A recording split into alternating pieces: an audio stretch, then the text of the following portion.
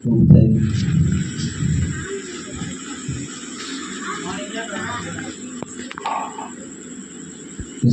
સંગ પરમાત્માએ આપણને અવતાર મનુષ્ય મળ્યો,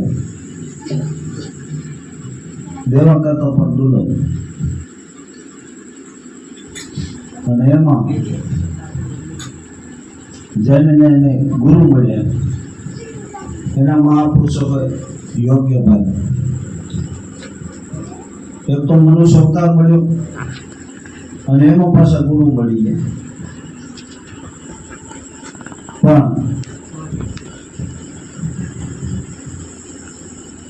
ગુરુ કરી અને જે ગુરુને વચને આવ્યા,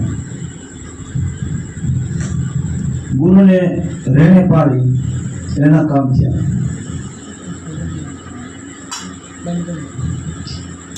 અવતાર વાણી બોલ્યા, વાણીમાં સત્સંગ જ છે, સમજાય તો. જો ના સમજાય તો એમનું જ જાય. દાસ દયાનંદે કીધું, મૂર્ખે રામ ભજન ન કયો, હામેલું હાસુ વાસણા મળ્યું, તો હામેલું વાસણા જાય. પણ જે મહાપુરુષોની વાણી છે મને તમને કાંક કહેવા માંગે છે.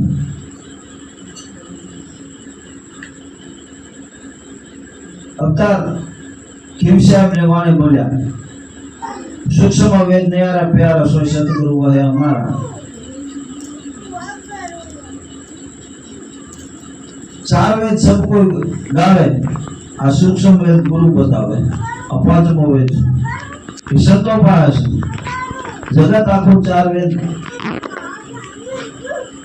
વાંચે એમાં બંધારણ પડ્યું છે, પણ પાંચમા વેદ એને ખબર નથી. જેને ગુરુ ચરણે ગયા એને ખબર છે.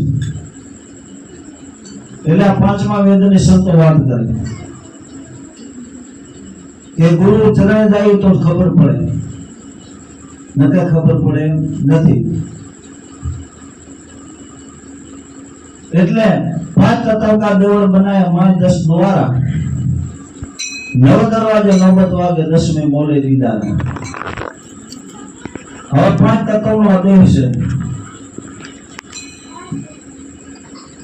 અને માય 9 દ્વાર છે, પણ 10મો દ્વાર ગુપ્ત છે. જો એ ગુરુ ચાવે આપે તો 10મો દ્વાર ખોલે. એટલે કિમ સાહેબ કે 9 દરવાજે 9 વાગે, 9 દરવાજે આખી જગત રમે, પણ 10માને ખબર નથી. એટલે સંતો કે 10મો દ્વાર ખોલવો હોય તો ગુરુને ચરણે જવું પડશે, તે ખબર પડશે, નકે એમને ખબર પડે નહીં. હું પરમાત્મા છે, એ દ્વાર ખોલી જાય તો પછી પરમાત્મા મળે એવો છે.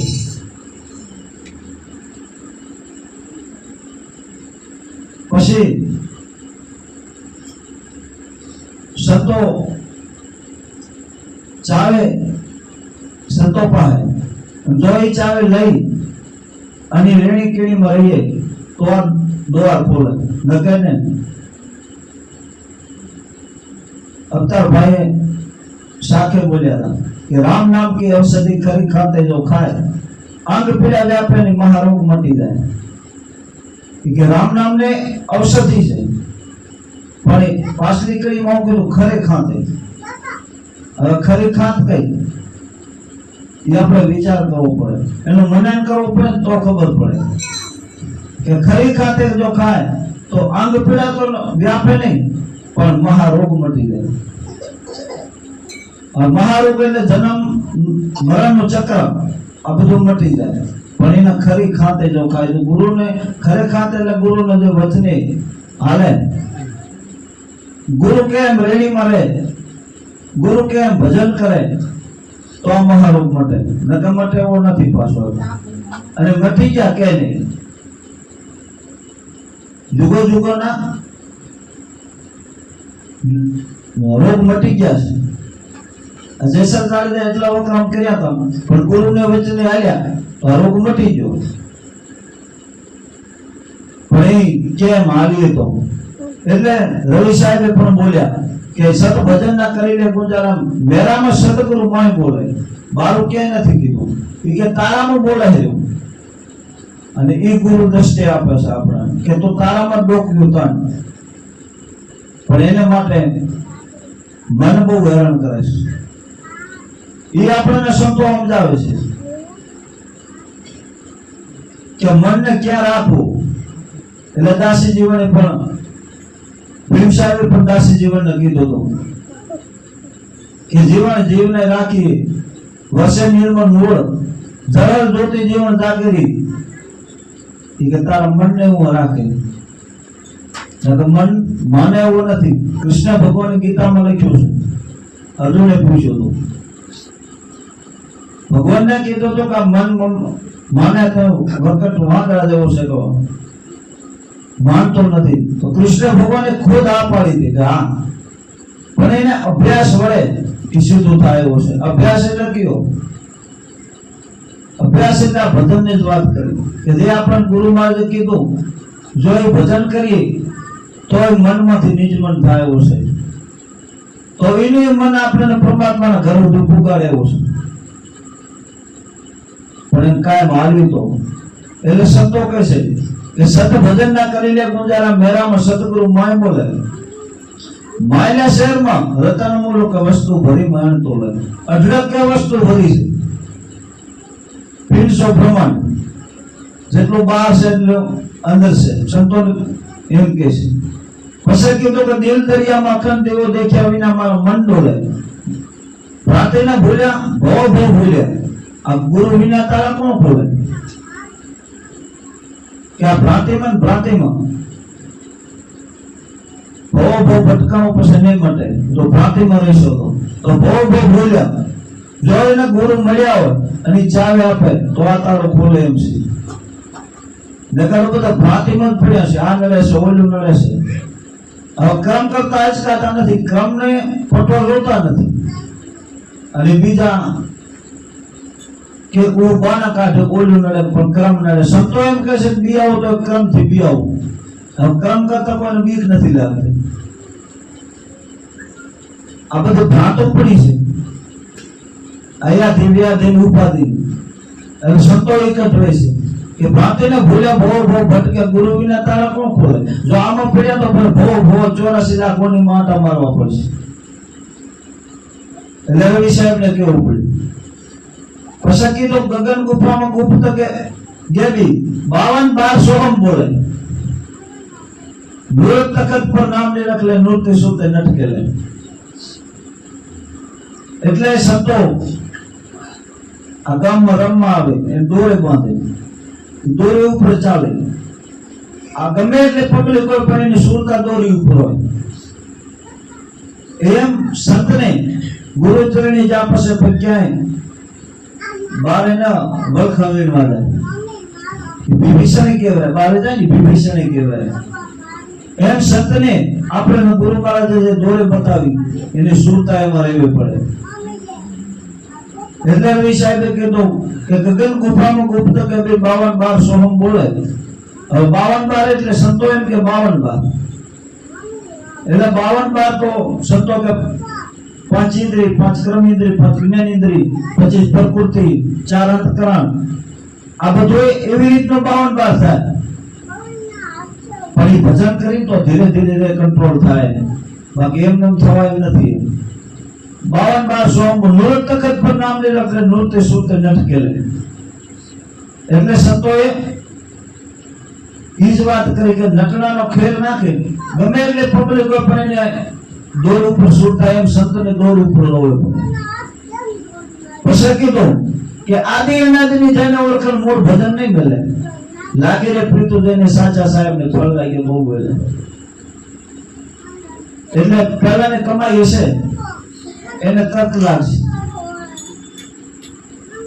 એ ભજન નહીં મળે. જે પાત્રો હશે એને થોડીક મહેનત કરવી પડે. પણ એ ન મળે ને તો એને કામ આવે. એનો વાલો મારો એવો નથી, એનો મૂડીનું વ્યાસી કાપી દેશે બીજા જન્મમાં, પણ એ રસ્તે હાલી હતો.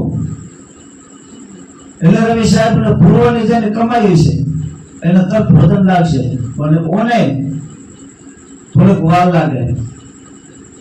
પણ એટલે રવિ સાહેબે કીધું કે આદિ અનાદિની ઓળખાણ, પહેલાને ઓળખાણ છે એ મૂળ ભજન નહીં મળે, એ પાછો નહીં પડે. લાગે પીટો જેને સાચા સાહેબ ને ફળ લાગે બહુ એટલે આરે મારા ઘરે આવતા જાતા આનંદ ભયો મને મેરે. આરે સંસારમાં ચેતો મારા ભાઈલા સંત પોકારે અવસર છે. આ મારા ઘરે કે સંતોને માર્ગે ચાલતા આનંદ આવવો પડે, આરહ ન થાય. સત્સંગમાં ગાવામાં આરહ ન થાય, આનંદ આવવો પડે. અને આનંદથી જ આનંદ છે પરમાત્માનું રૂપ છે.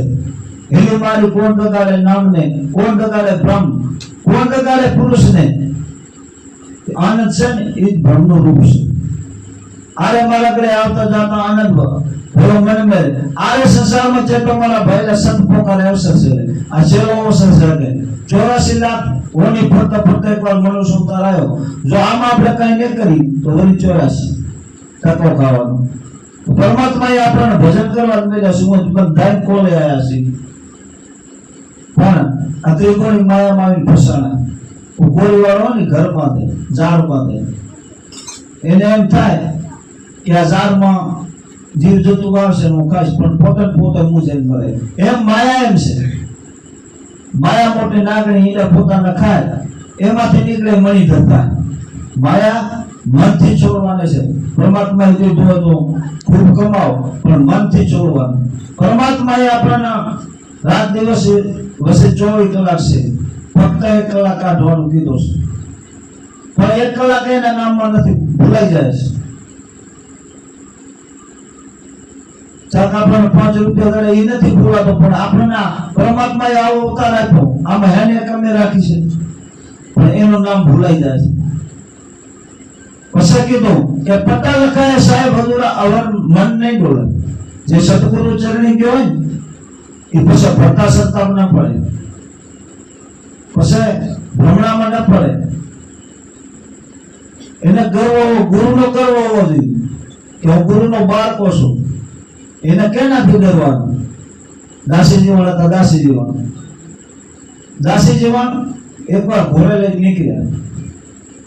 અમે રાણીનો રથ આવતો હતો, એટલે એની દાસી કીધું કે કોણ છે તું, તારી ઘોડીને હટાડી. તો કે કેમ? તો કે અમારે રાણીબાનો રથ આવે છે. તો કે રાણી કે ને? તો કે રાજાને. તે દાસી જેવડે શું કીધું ખબર? એ કે મૂર્તો 5 તત્વનો પુત્રો એ રાજા છે, એની રાણીને આટલો કરવો તો હું તો મારા નાથની દાસી છું, એની રાણી છું. વિચાર કરો, એમ ગર્વ હોવો જોઈએ. ગુરુનો બાળકો માયકાંગલો ન હોવો જોઈએ. આપણે ક્યાંથી ડરવાનું? ખોટું કરવો નથી, બીક કે ન લાગે? ચોરી કરે ન લાગે? ચોરી જેને નથી કરવી એને બીક હે ને? એમ આરમ પટ્ટા લખાયા જેને સાહેબ હજુરા અવર મન નહીં ડોલે. બોલ્યા રવિ સાહેબ ગુરુ ભાણ પ્રતાપે અમર પિયાલો ઓર રીસ પી લે. આ અમર કથા હોય ને આ પિયાલો પી લે તો આ ચક્રથી છૂટાય એવું છે. હજી બેનો વાણીઓમાં બાકી છે. બોલી સદગુરુ મહારાજ.